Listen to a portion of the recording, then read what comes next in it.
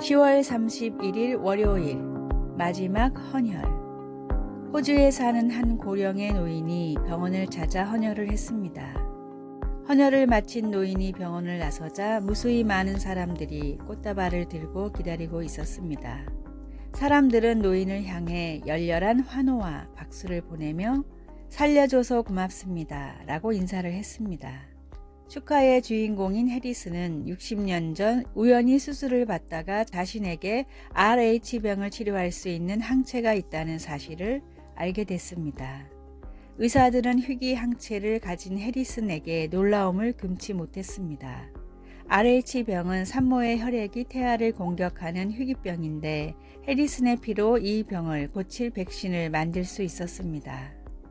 자신의 헌혈로 사람을 살릴 수 있다는 걸 알게 된 해리스는 이후 2주마다 한 번도 거리지 않고 60년간 헌혈을 했습니다. 1173번의 헌혈을 통해 200만 명을 살린 해리스는 81세가 되면서 호주법으로 더 이상 헌혈을 할 수가 없었습니다.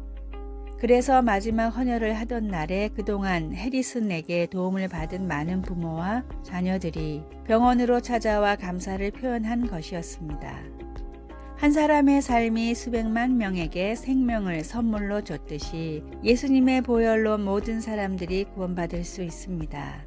분명하고 유일한 진리이고 영원한 생명을 주는 예수님의 보혈을 세상에 힘써 전하십시오. 오늘의 말씀. 우리는 그리스도 안에서 그의 은혜의 풍성함을 따라 그의 피로 말미암아 속량 곧 죄 사함을 받았느니라. 에베소서 1장 7절. 오늘의 찬송 197장 은혜가 풍성한 하나님은. 오늘의 만나 나에게 주어진 것으로 영원한 생명을 주는 주님의 복음을 전하는 기회로 사용합시다.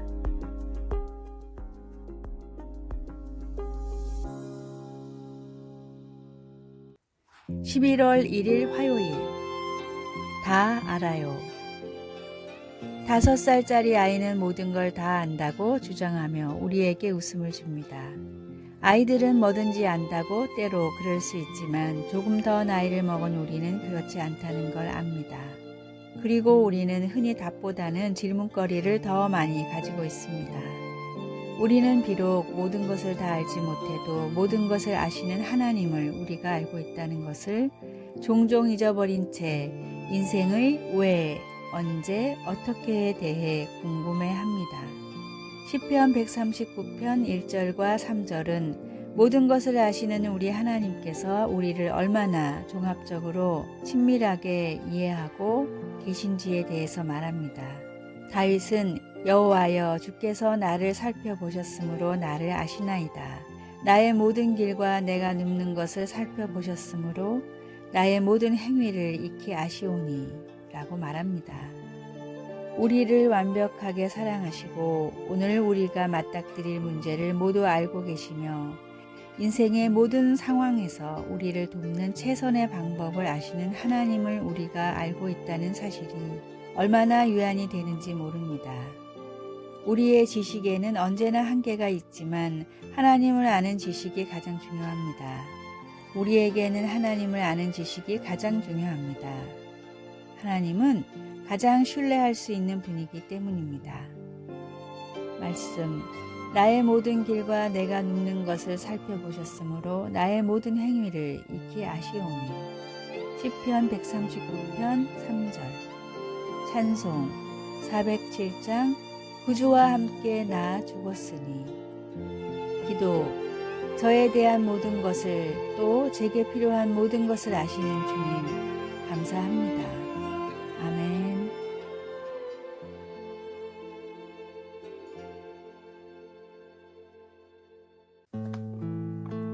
11월 2일 수요일. 소중한 두 샘물. 인접한 산속에 물이 귀한 두 마을이 있었습니다. 두 마을에는 소중한 샘물이 하나씩 있었는데 한 마을은 샘물을 누구나 마음껏 사용할 수 있었지만 다른 마을은 정해진 양만큼 사용할 수 있었습니다. 마음껏 물이 있는 마을 사람들은 물이 사람을 위해 있는 것이기 때문에 있을 때 잘 써야 한다고 생각했지만 정해진 양만 쓰는 마을 사람들은 언제 떨어질지 모르는 소중한 물이기 때문에 조금이라도 오래 쓰려면 아껴야 한다고 생각했습니다. 심지어는 샘물을 지키기 위해 다 같이 물을 안 쓰는 날까지 만들었습니다. 그러나 이런 노력에도 불구하고 샘물을 아껴 쓴 마을의 샘이 더 빨리 말라버렸고 마음껏 사용한 마을은 오히려 샘물이 그대로였습니다. 왜 이런 차이가 일어났을까요? 사용한 만큼 솟아나고 그대로 두면 썩어버리는 샘물의 특징을 아껴 쓰는 마을 사람들은 몰랐기 때문입니다. 자꾸 퍼내야 더 솟아나는 샘물처럼 하나님의 은혜와 능력 역시 그렇습니다. 풍성한 은혜의 샘을 바라만 보다 좋은 때를 놓치는 어리석은 사람이 나의 모습이 아닐까요? 더 바라는 믿음과 기도의 간구함으로 다함이 없는 샘물 같은 하나님의 능력을 넘치도록 누리십시오. 오늘의 말씀, 내가 주는 물을 마시는 자는 영원히 목마르지 아니하리니 내가 주는 물은 그 속에서 영생하도록 솟아나는 샘물이 되리라. 요한복음 4장 14절. 오늘의 찬송 545장 이 눈에 아무 증거 아니 배워도. 오늘의 만나, 하나님의 능력을 제한하지 말고 놀랍게 누리게 하소서. 다함이 없는 주님의 능력에 필요한 것을 기도로 구합시다.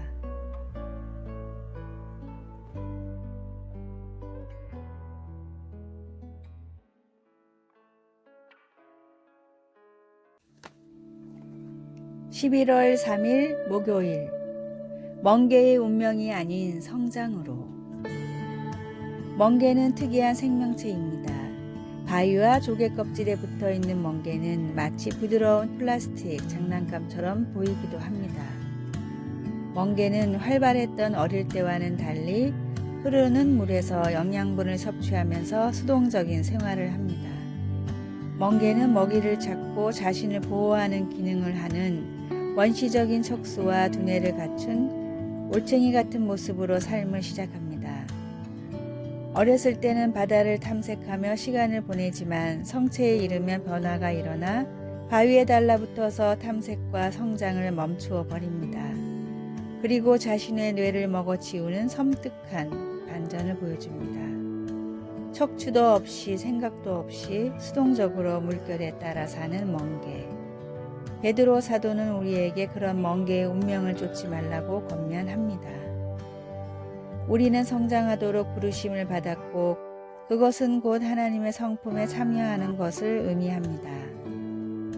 성장은 곧 정신적으로는 그리스도를 아는 지식을, 영적으로는 덕과 인내 그리고 절제의 모습을, 실제 삶에서는 서로 사랑하고 대접하며 각각 은사를 받은 대로 봉사하는 것을 더해 가는 것입니다. 베드로는 이 같은 성장을 통해 우리가 게으르지 않고 열매 없는 삶을 살지 않을 거라고 말합니다. 이 성장회로의 부르심은 10대뿐 아니라 70세의 사람에게도 똑같이 아주 중요합니다. 하나님의 성품은 바다처럼 광대한데 우리는 고작 몇 미터 밖에 나아가지 못했습니다. 하나님의 끝없는 성품을 탐구하며 새로운 영적 모험을 떠나 보십시오. 배우고 섬기며 위험을 감수해 내십시오. 성장하십시오. 말씀, 이런 것이 너희에게 있어 흡족한즉 너희로 게으르지 않고 열매 없는 자가 되지 않게 하려니와. 베드로후서 1장 8절. 찬송 453장 예수 더 알기 원하네. 기도, 하나님 아버지, 매일 주님을 더 닮아가려는 열정을 저에게 주소서. 예수님의 이름으로 기도드립니다. 아멘.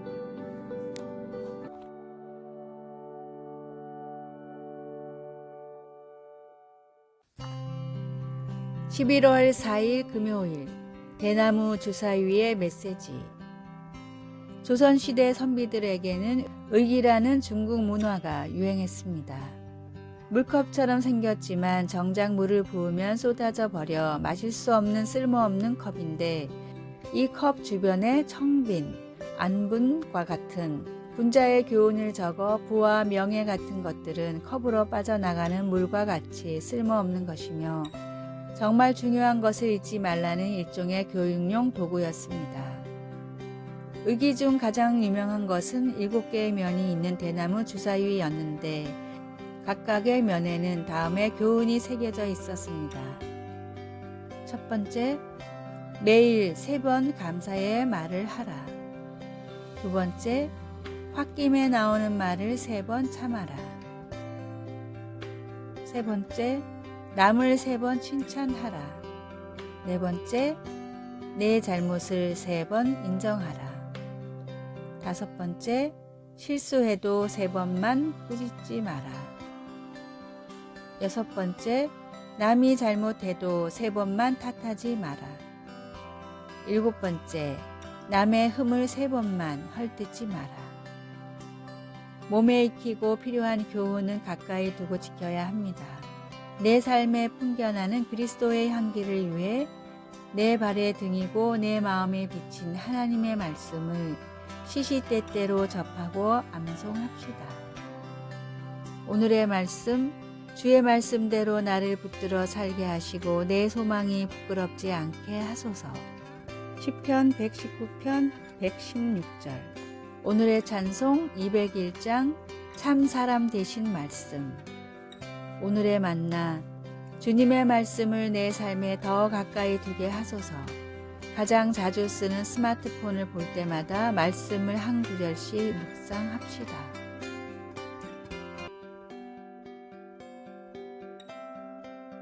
아래의 빨간색 글자 구독을 누르시어 더 많은 전도의 열매를 맺으시기를 기도합니다.